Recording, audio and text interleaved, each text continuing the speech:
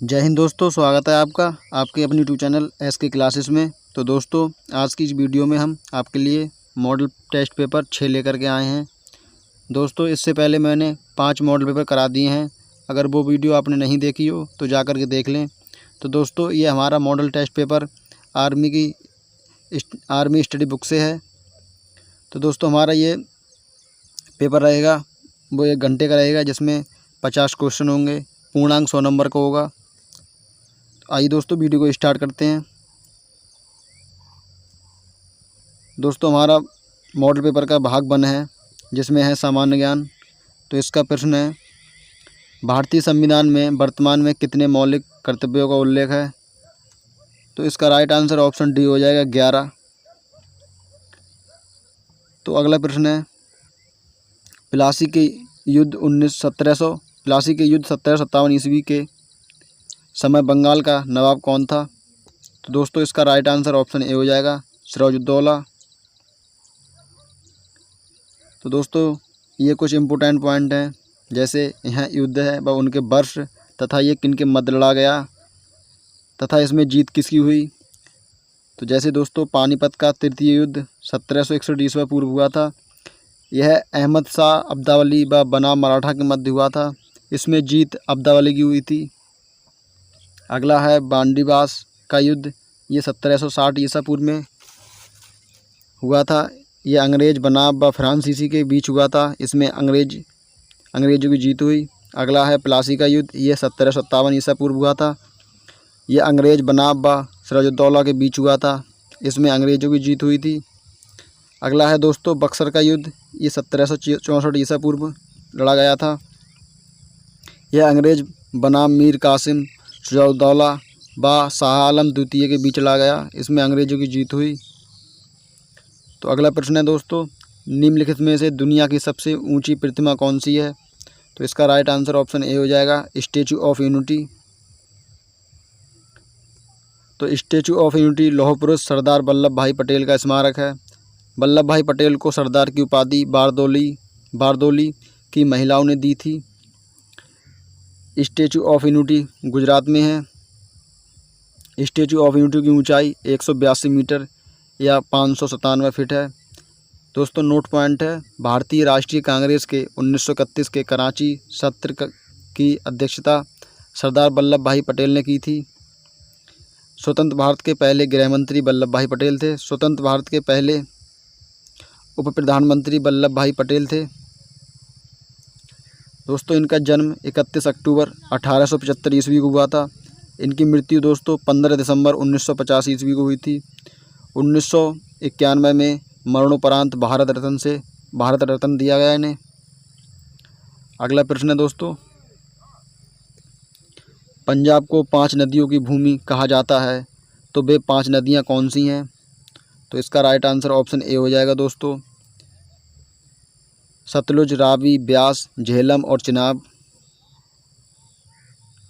तो दोस्तों, यहाँ पर कुछ प्रमुख शहरों के उपनाम हैं, जैसे अरब सागर की रानी, ये कोची को कहा जाता है। सोया प्रदेश मध्य प्रदेश को। ईश्वर का निवास स्थान प्रयागराज। भारत का मैनचेस्टर, ये अहमदाबाद। दोस्तों, धरती का स्वर्ग, ये कश्मीर या श्रीनगर। कर्नाटक का रतन मैसूर को। स्वर्ण मंदिर का शहर, ये अमृतसर को। नवाबों का शहर लखनऊ को। भारत का बगीचा सिलिकॉन वैली, ये बेंगलुरु को। भारत का टॉलीवुड, ये कोलकाता को। दोस्तों, अगला प्रश्न है, गुरु गोविंद सिंह ने खालसा पंथ की स्थापना कौन से त्यौहार में की थी? तो इसका राइट आंसर ऑप्शन बी हो जाएगा, बैसाखी पर्व में। तो दोस्तों, बैसाखी पर्व सिख समुदाय के 10वें व अंतिम गुरु गोविंद सिंह थे। गुरु गोविंद सिंह ने 13 अप्रैल 1699 को खालसा पंथ की स्थापना की थी। सिख संप्रदाय का पवित्र ग्रंथ गुरु ग्रंथ साहिब है। अगला है, 1708 ईस्वी में नांदेड़ महाराष्ट्र में गुलखा पठान ने गुरु गोविंद सिंह की हत्या कर दी। नोट पॉइंट है दोस्तों, सिख धर्म के लोग बंदी छोड़ दिवस को दिवाली के रूप में मनाते हैं। दोस्तों, हमारा अगला प्रश्न है, 2023 में ICC वर्ल्ड कप किस देश ने जीता था?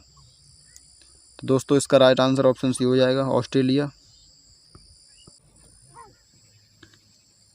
आईसीसी इंटरनेशनल क्रिकेट काउंसिलिंग, ये क्रिकेट की सर्वोच्च संस्था है। इसकी स्थापना 1909 में हुई थी। मुख्यालय इसका यूएई या दुबई में है।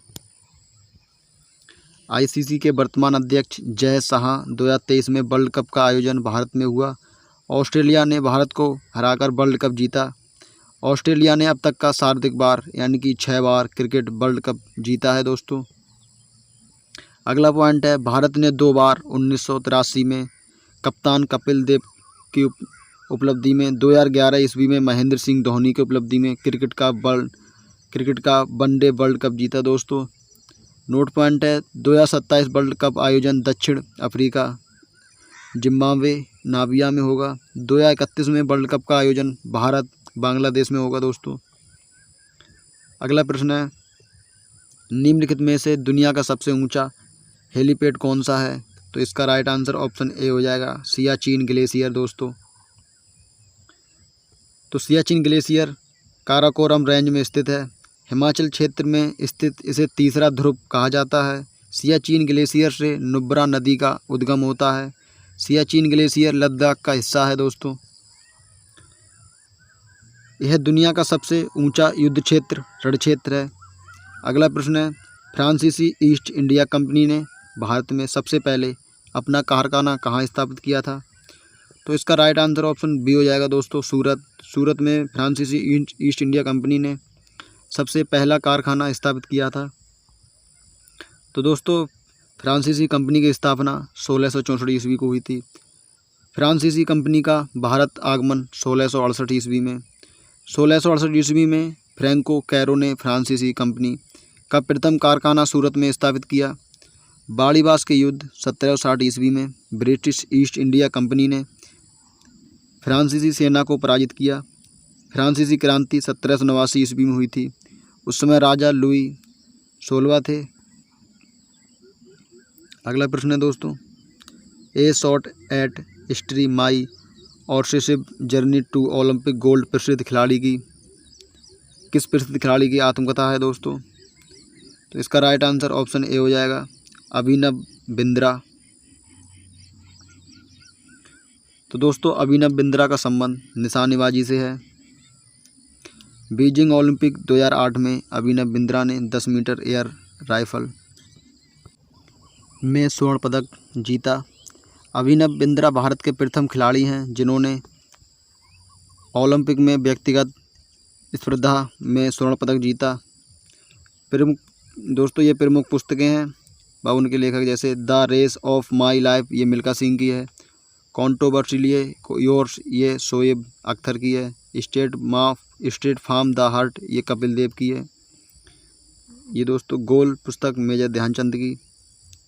एट द रेट 800, ये मुथ्या मुरलीधरन की। अगला प्रश्न है, 2011 की जनगणना के अनुसार सबसे कम जनसंख्या किस केंद्र शासित प्रदेश की है? तो इसका राइट आंसर ऑप्शन सी हो जाएगा, लक्षद्वीप। तो लक्षद्वीप की जनसंख्या 64,000 थी 2011 की जनगणना के अनुसार। सर्वाधिक जनसंख्या वाला केंद्र शासित प्रदेश दिल्ली है। सर्वाधिक जनसंख्या वाला राज्य उत्तर प्रदेश है। न्यूनतम जनसंख्या वाला राज्य सिक्किम है। 2011 की जनगणना के अनुसार सर्वाधिक ग्रामीण जनसंख्या प्रतिशतता वाले राज्य, पहला हिमाचल प्रदेश 90%, दूसरा है बिहार 88.7%, तीसरा है असम 85.9%। न्यूनतम ग्रामीण जनसंख्या प्रतिशतता वाले राज्य, पहला है गोवा 37.83%, दूसरा मिजोरम 47.89%, तीसरा है तमिलनाडु 51.6%। नोट पॉइंट है दोस्तों, सर्वाधिक ग्रामीण जनसंख्या उत्तर प्रदेश में है, बस शहरी जनसंख्या महाराष्ट्र में है। अगला प्रश्न है दोस्तों, निम्नलिखित में से किस मुस्लिम कवि को 58वां उर्दू में ज्ञानपीठ पुरस्कार मिला? तो दोस्तों इसका राइट आंसर ऑप्शन ए हो जाएगा, कवि गुलजार को।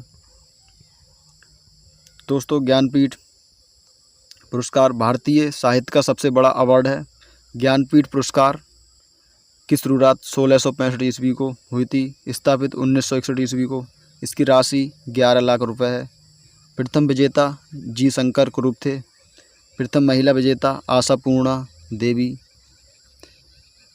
नोट पॉइंट है दोस्तों, 59वें ज्ञानपीठ पुरस्कार हिंदी कवि व लेखक विनोद कुमार सिंह शुक्ल को मिला। अगला प्रश्न है दोस्तों, निम्न में से गुड़ी पड़वा का त्यौहार किस भाषा के लोगों द्वारा मनाया जाता है? तो इसका सही आंसर ऑप्शन सी हो जाएगा, मराठी। तो मराठी गुड़ी पड़वा त्यौहार महाराष्ट्र में मराठी समुदाय के लोगों द्वारा मनाया जाता है। महाराष्ट्र के प्रमुख त्यौहार हैं गुड़ी पड़वा, एलोरा जनता नेत्र महोत्सव, अगेरा त्यौहार, गणेश चतुर्थी, नारली पूर्णिमा, पोला, कोजागिरी पूर्णिमा। अगला है दोस्तों, महाराष्ट्र के प्रमुख नृत्य हैं कोली नृत्य, लावड़ी नृत्य, पोवाड़ा नृत्य, लेजिम नृत्य, नकटा, गाथला, बारली गुफा। अगला प्रश्न है दोस्तों, बुद्ध चरित पुस्तक के लेखक कौन है? तो इसका सही आंसर ऑप्शन ए हो जाएगा, अश्व घोष। तो दोस्तों ये इतिहास की प्रमुख पुस्तकें हैं पंचतंत्र विष्णु शर्मा, हुमायूंनामा, गुलबदन बेगम, अर्थशास्त्र चाणक्य, मुद्रा राक्षस विशाखदत्त, मैगस्थनीज इंडिका, किताब उल हिंद अलबरूनी। अगला प्रश्न है दोस्तों, पालघाट दर्रा कौन सी पहाड़ी में स्थित है? तो इसका राइट आंसर ऑप्शन डी हो जाएगा, नीलगिरी और अन्नामलाई पर्वतों में। तो ये दोस्तों बोहरघाट ये महाराष्ट्र है, ये मुंबई को पुणे से जोड़ता है। थालघाट महाराष्ट्र में ये मुंबई को नासिक से जोड़ता है। सिनकोट घाट ये केरल को तमिलनाडु से जोड़ता है। अगला प्रश्न है दोस्तों, लेफ्टिनेंट जनरल का संबंध किस सेना से है? तो इसका राइट आंसर ऑप्शन ए हो जाएगा, थल सेना से। दोस्तों थल सेना दिवस हर साल 15 जनवरी को मनाया जाता है। कमीशन अधिकारी रैंक हैं जैसे थल सेना रैंक, वायुसेना, नौसेना रैंक। तो इसमें है पहली field marshal, general, lieutenant general, major general, brigadier. वायुसेना में है वायुसेना का marshal, air chief marshal, air vice marshal, air commodore. नौसेना में है बेड़े का admiral, vice admiral, rear admiral, commodore. तो दोस्तों इस प्रकार से हमारा भाग 1 जिसमें सामान्य ज्ञान थी वो कंप्लीट हुआ। तो अगला है भाग 2 जिसमें सामान्य विज्ञान है। इसका प्रश्न है पहला, यदि कोई वस्तु स्थिर ही रहेगी तथा गतिशील है तो गतिशील ही रहेगी, यह गति का कौन सा नियम है? तो दोस्तों इसका सही आंसर ऑप्शन ए हो जाएगा, प्रथम नियम। तो दोस्तों गति का प्रथम नियम क्या कहता है? जड़त्व का नियम है ये, इसे जड़त्व का नियम भी कहते हैं। गैलीलियो ने इस नियम को जड़त्व कहा। इस नियम से बल की परिभाषा दी जाती है। दोस्तों गति का दूसरा नियम बल व संवेग का नियम है। गति का तीसरा नियम क्रिया व प्रतिक्रिया का नियम है दोस्तों। अगला प्रश्न है, निम्न में से बहुकोशिकीय है? तो इसका राइट आंसर ऑप्शन सी हो जाएगा, नीम। जैसे दोस्तों एक कोशिकीय किसे कहते हैं? तो ऐसे जीव जिनमें केवल एक ही कोशिका होती है, जैसे अमीबा, पैरामीशियम, यूलिना, ईस्ट, जीवाणु आदि। बहुकोशिकीय जीव दोस्तों जैसे ऐसे जीव जिनका शरीर असंख्य कोशिकाओं से बना है, जैसे मनुष्य, हाथी, पक्षी, सरसों, आम, शैवाल। इसी प्रकार दोस्तों हमारा अगला प्रश्न है, प्रारंभिक वेग u व अंतिम वेग v का औसत वेग क्या होगा?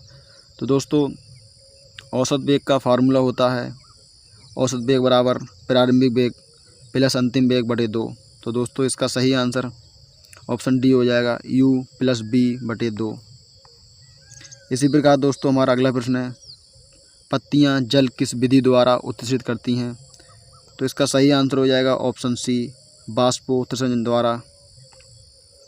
दोस्तों बाष्पोत्सर्जन पत्तियों में रंध्रों के द्वारा अनावश्यक जल को बाहर करने की प्रक्रिया है। विसरण दोस्तों प्रकाश संश्लेषण व श्वसन के दौरान पौधों में गैसों का आदान प्रदान करना। अगला प्रश्न है दोस्तों, यदि किसी चालक तार का प्रतिरोध 10 ओम है तथा विभवांतर 5 वोल्ट है तो धारा का मान क्या होगा। दोस्तों इसमें हमें आर दिया है, बी दिया है तथा आई पूछ रहा है। तो दोस्तों तो इसमें आई का फार्मूला होता है आई बराबर बी अपॉन आर।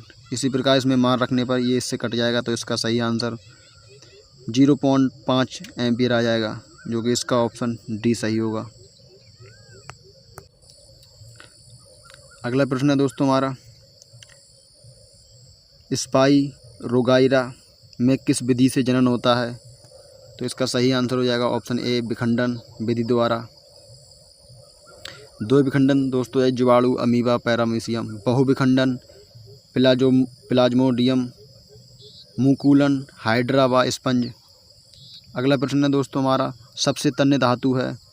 तो इसका सही आंसर ऑप्शन बी हो जाएगा सोना। सोना सबसे तन्य धातु है। इसी प्रकार दोस्तों इंपॉर्टेंट पॉइंट हैं, जैसे सोना सर्वाधिक तन्य व आघातवर्ध धातु है। चांदी विद्युत की सर्वोत्तम सुचालक धातु। तांबा मानव द्वारा प्रयोग में लाई गई प्रथम धातु। इसी प्रकार दोस्तों लोहा पृथ्वी पर दूसरी सर्वाधिक पाई जाने वाली धातु है। अगला प्रश्न है, आत्मघाती थैली है। तो इसका सही आंसर हो जाएगा ऑप्शन सी लाइसोसोम। गोल्जिकाय कोशिका का यातायात प्रबंधक। राइबोसोम कोशिका का इंजन व प्रोटीन की फैक्ट्री। माइटोकॉन्ड्रिया कोशिका का शक्ति गृह। अंतःप्रदेवीय जालिका कोशिका का आंतरिक परिवहन अंग। अगला प्रश्न है दोस्तों, अमाशय से भोजन का निकास किसमें होता है। तो इसका सही आंसर ऑप्शन बी हो जाएगा ग्रहणी। जिसे अमाशय को उदर या पेट भी कहते हैं। आहार नाल का चौड़ा भाग। भोजन सर्वाधिक समय तक ठहरा रहता है इसमें। प्रोटीन का पाचन प्रारंभिक होता है। इसमें अर्धपचित भोजन कायम कहलाता है दोस्तों। इस भाग में HCl यानी कि हाइड्रोक्लोरिक अम्ल बनता है। अगला प्रश्न है, ठोस से गैस में परिवर्तन कहलाता है। तो इसका सही आंसर हो जाएगा ऑप्शन बी ऊर्ध्वपातन। इसी प्रकार दोस्तों ठोस से द्रव में ये गलन कहलाता है। द्रव से ठोस में हिमीकरण। द्रव से गैस में आसवन या बाष्पन या क्वथनन। गैस से द्रव में संघनन। ठोस से गैस में ऊर्ध्वपातन। गैस से ठोस में निक्षेपण। अगला प्रश्न है दोस्तों हमारा, स्थितिज ऊर्जा व गतिज ऊर्जा का योग है। तो इसका सही आंसर ऑप्शन ए हो जाएगा यांत्रिक ऊर्जा। दोस्तों स्थिति ऊर्जा स्थिति में परिवर्तन के लिए कहते हैं, परिवर्तन के कारण उत्पन्न ऊर्जा। गतिज ऊर्जा दोस्तों गति में परिवर्तन के कारण उत्पन्न ऊर्जा। यांत्रिक ऊर्जा स्थितिज व गतिज ऊर्जा का योग।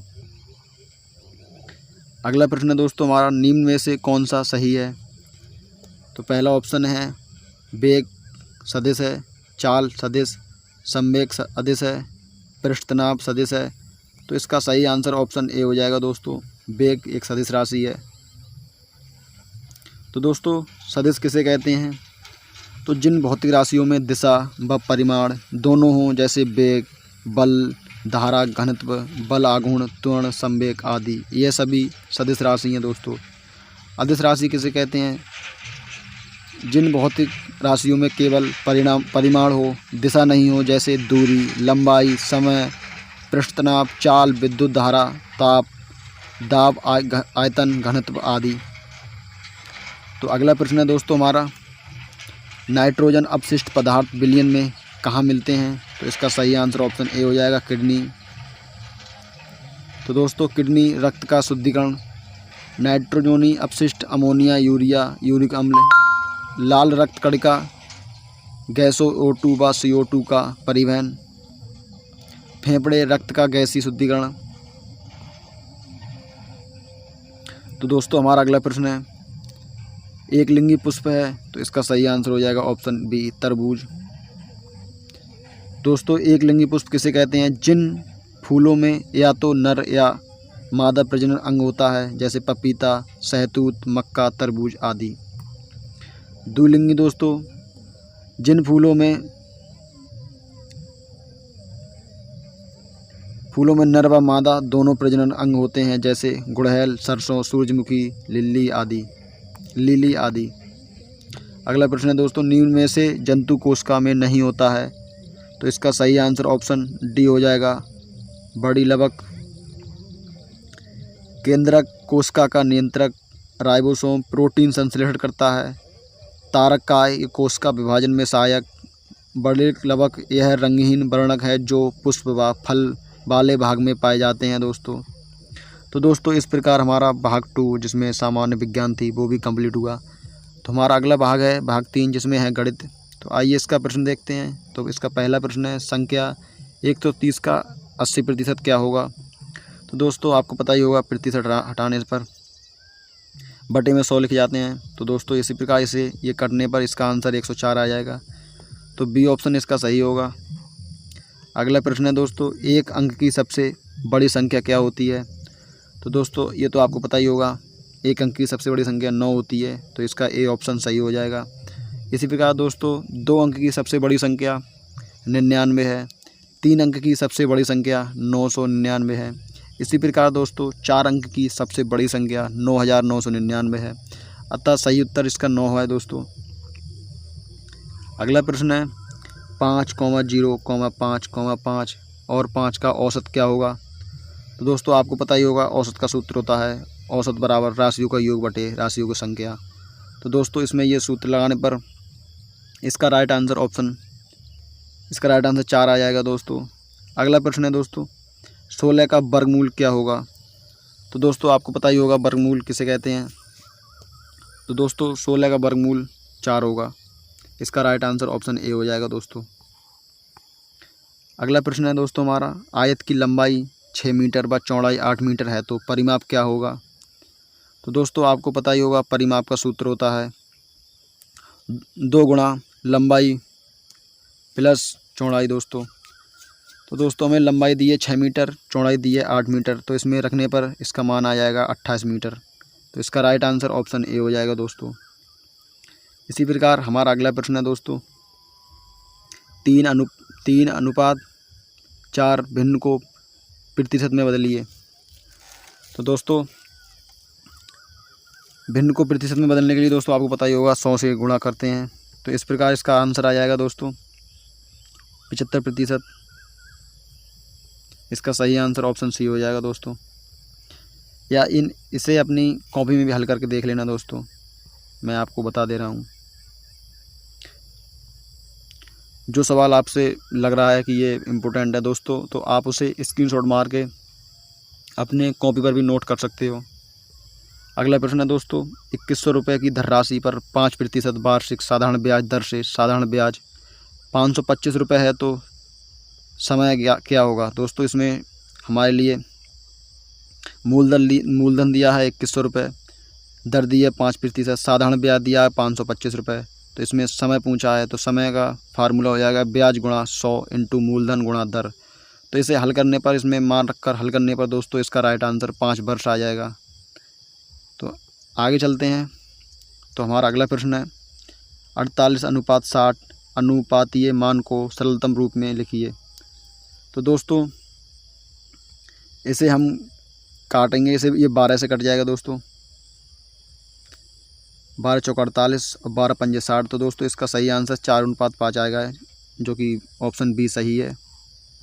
इसी प्रकार दोस्तों हमारा अगला प्रश्न है, पुल की लंबाई 100 मीटर है, इस पर एक व्यक्ति को आने जाने में कुल 40 सेकंड का समय लगता है, व्यक्ति की चाल क्या होगी दोस्तों। तो दोस्तों हमारे लिए आने जाने की दूरी 200 मीटर होगी दोस्तों, और समय जो लगा दोस्तों वो 40 सेकंड। तो हमें चाल पूछ रहा है दोस्तों, तो चाल बराबर होता है दूरी बटे समय। तो इसमें मान रखने पर ये आ जाएगा 18 किलोमीटर प्रति घंटा। इसी प्रकार दोस्तों हमारा अगला प्रश्न है, आयत में विकर्णों की संख्या क्या होती है। तो दोस्तों ये सूत्र होता है n भुजाओं के बहुभुज में विकर्णों की संख्या n गुणा n-3/2 होती है। इस प्रकार इसका सही आंसर ऑप्शन बी हो जाएगा 2। अगला प्रश्न है दोस्तों, 12 - 17 प्लस 23 गुणा 12 को हल करने पर क्या आएगा दोस्तों। तो दोस्तों इसमें पहले गुणा होगी, फिर इसमें आप चाहें तो प्लस करते हैं या माइनस कर सकते हैं। तो इसका सही आंसर ऑप्शन बी हो जाएगा 271। अगला प्रश्न है दोस्तों, 500 लीटर के दूध में पानी के मिश्रण में 20% पानी है, तो बताओ शेष दूध की मात्रा क्या होगी। तो आपको पता ही होगा दोस्तों, मिश्रण बराबर दूध प्लस पानी, तो जो भी है 500 लीटर। 20% पानी है तो दूध की मात्रा दोस्तों 400 हो जाएगी। इसका सही आंसर ऑप्शन सी हो जाएगा। अगला प्रश्न है दोस्तों, 15, 20 व 10 का लघुत्तम सामर्थ्य क्या होगा दोस्तों। तो इसका एलसीएम पूछ रहा है दोस्तों, तो इसका एलसीएम हो जाएगा 60, जो कि ऑप्शन ए सही है। आप निकाल भी सकते हैं दोस्तों। अगला प्रश्न है, 80 व्यक्ति एक काम को 10 दिन में पूरा करते हैं, 20 व्यक्ति उसी काम को कितने दिन में पूरा करेंगे। दोस्तों ये इसमें हमें M1 दिया है 80, D1 दिया है 10, M2 बराबर दिया है 20, D2 पूछ रहा है, तो इसे हम x मान लेते हैं। तो ये इसमें मान रखने पर इसका सही आंसर ऑप्शन बी हो जाएगा, 40 दिन। तो आइए दोस्तों, हमारा अगला प्रश्न है, एक बच्चे के पास 40 चॉकलेट थी, इसमें से 40% चॉकलेट बांट दी गई, शेष चॉकलेट की संख्या क्या है। तो दोस्तों इसमें जो कुल चॉकलेट थी 40 चॉकलेट बांटी गई 40%, तो शेष चॉकलेट की संख्या 40 का 60% हो जाएगा 24। तो इसका सही आंसर ऑप्शन बी हो जाएगा। तो इस प्रकार दोस्तों हमारा भाग 3 भी कंप्लीट हुआ, जिसमें गणित थी। तो अगला है हमारा भाग 4, जिसमें है तर्क शक्ति। तो आइए इसे भी देखते हैं। तो इसका पहला प्रश्न है, 4, 6, 12, 14, 28, 30। तो अगला क्या आएगा। तो दोस्तों इसमें क्या हुआ है, पहले 4 + 2, उसमें फिर 2 की गुणा हुई है, फिर +2, फिर 2 की गुणा, इसी प्रकार दोस्तों इसमें चलता गया है। तो यहाँ पर आएगा दोस्तों +2 हुए हैं तो अगली 2 की गुणा होगी, तो 30 × 2, इसका सही आंसर ऑप्शन बी हो जाएगा 60। इसे आप अपनी कॉपी में हल करके देख लेना दोस्तों। अगला प्रश्न है, LAT NDR PGP, TML। तो दोस्तों कॉमा की जगह क्या आएगा। तो इसका सही आंसर दोस्तों ऑप्शन सी हो जाएगा, RJN। इन्हें दोस्तों आप अपनी कॉपी में हल करके देख लेना।